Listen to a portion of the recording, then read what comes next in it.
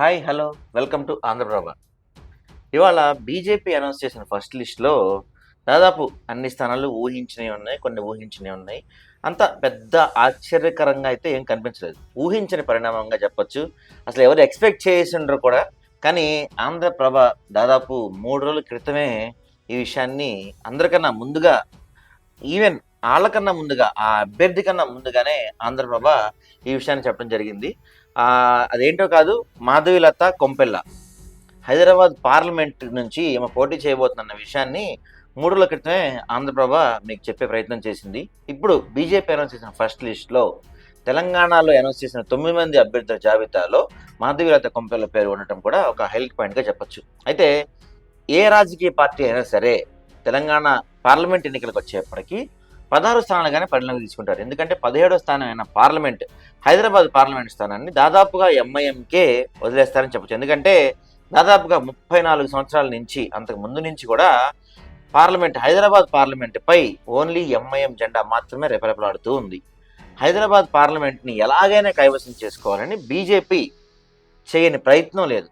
ఎన్నో ప్రయత్నాలు చేసింది బీజేపీ. అక్కడి నుంచి ఏకంగా ఒకసారి ఇప్పుడున్న మన ఉపరాష్ట్రపతి, మాజీ ఉపరాష్ట్రపతి వెంకయ్యనాయుడిని కూడా అక్కడి నుంచి పోటీకి దింపారు. అయినా ఆ ఎన్నికల్లో ఆయన దాదాపు 70,000 ఓట్లతో ఓడిపోయారు. ఇక్కడ చార్మినార్ పార్లమెంట్ పరిధిలో ముస్లిం ఓట్స్ ఎన్నైతే ఉన్నాయో అంతే విధంగా దాదాపుగా దానికి దగ్గరగానే హిందూ ఓట్లు కూడా ఉన్నాయి. ఈ ఓట్లతో ఎలాగైనా సరే ఈ హైదరాబాద్ పార్లమెంట్ని గెలుచుకోవటం ద్వారా ఓవైసీ వర్గానికి, ఎంఐఎంకి చెక్ పెట్టచ్చని బీజేపీ ఎప్పటి నుంచో ఆలోచిస్తూ వస్తుంది.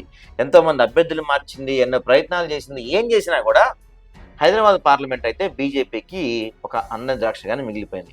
అయితే గత కొంతకాలంగా అనూహ్యంగా మాధవీలత కొంపల్లె అనే ఒక పేరు మనం అన్ని ఛానల్స్లో కానీ, యూట్యూబ్ ఛానల్స్లో కానీ, న్యూస్ ఛానల్స్లో కానీ, సోషల్ మీడియాలో ఎక్కడ చూసినా ఆమె వీడియోస్ మనకు కనపడుతూ ఉన్నాయి. అనూహ్యంగా తెరపైకి వచ్చిన ఈ మాధవీలత అయితే అందరూ అనుకుంటుంది ఏంటంటే ఈ మధ్య కాలంలో ఆమె హైలైట్ అవుతున్నారు, కేవలం ఎలక్షన్స్ కోసం అని రకరకాలుగా విమర్శలు చేసే వాళ్ళు కూడా ఉన్నారు. అయితే మాధవీలత ఎప్పటి నుంచో ఆమె ఎన్నో సేవా కార్యక్రమాలు కానీ, హిందూ ధర్మం కోసం కానీ, సనాతన ధర్మం కోసం కానీ ఆమె ఎన్నో ప్రయత్నాలు, ఎన్నో ఆమె సేవా కార్యక్రమాలు, ఎన్నో ఎన్జిఓలు కూడా రన్ చేశారు. ట్రిపుల్ తలాక్ బిల్పై జరిగిన డిస్కషన్లో కానీ, ఓల్డ్ సిటీలో ట్రిపుల్ తలాక్పై జరిగిన సమావేశాల్లో కానీ ఆహ్వానించబడ్డ అతి తక్కువ మంది మహిళల్లో మాధవీలత ఒకరు. రీసెంట్గా మనం చూస్తే 1000 మంది మహిళా పోలీసులతో ఒక సభ నిర్వహించి అందులో మాధవీలత స్పీచ్ మాత్రం హైలైట్ అని చెప్పచ్చు. అయితే ఒక హిందూ వ్యక్తి, సనాతన ధర్మం గురించి గట్టిగా మాట్లాడే వ్యక్తి, హిందూ ధర్మాలు, హిందూ సంస్కృతి పట్ల బాగా తెలిసిన వ్యక్తి, హిందూ భావజాలాన్ని ప్రజల్లోకి తీసుకెళ్లే వ్యక్తి, అందులోనూ మహిళ. ఈమైతేనే ఖచ్చితంగా ఓవైసీకి చెక్ పెట్టచ్చు అని బీజేపీ వాళ్ళు చేసిన సర్వేలో కానీ, లేకపోతే ప్రజా అభిప్రాయంలో కానీ బీజేపీ వాళ్ళు ఎట్టకేలకు మాధవీలతకు ఆ సీటు కేటాయించారు.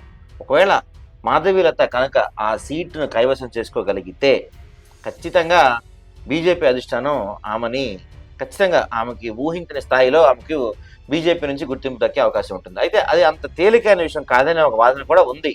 అయినప్పటికీ ఓవైసీని ఎదుర్కొని ఒక మహిళ అంత ధీటుగా నిలబడటం అనేది మాత్రం ఖచ్చితంగా హ్యాట్స్ ఆఫ్ చెప్పించాల్సిన పరిస్థితులు మనకు కనపడుతున్నాయి. అయితే ఎంతవరకు ప్రజాక్షేత్రంలో దిగిన తర్వాత ఇప్పటివరకు సోషల్ మీడియాలో కానీ, న్యూస్ ఛానల్స్లో కానీ, ఆమె చేస్తున్న సేవా కార్యక్రమాల్లో కానీ రకరకాల విషయాల్లో తిరుగులేని ఒక నేతగా, తిరుగులేని ఒక వ్యక్తిగా గుర్తింపు పొందిన మాధవీలత ప్రజాక్షేత్రంలో దిగిన తర్వాత, దట్టు ఎన్నికల్లోకి దిగిన తర్వాత హైదరాబాద్ లాంటి పార్లమెంట్ పరిధిలో, హైదరాబాద్ లాంటి ఈ చోట ప్రత్యేకంగా అతి సమస్యాత్మక ప్రాంతమైన హైదరాబాద్ పార్లమెంట్లో మాధవీలత ఎంతవరకు ప్రభావితం చేయగలుగుతారు? ఓటింగ్ విధానాన్ని కానీ, బూత్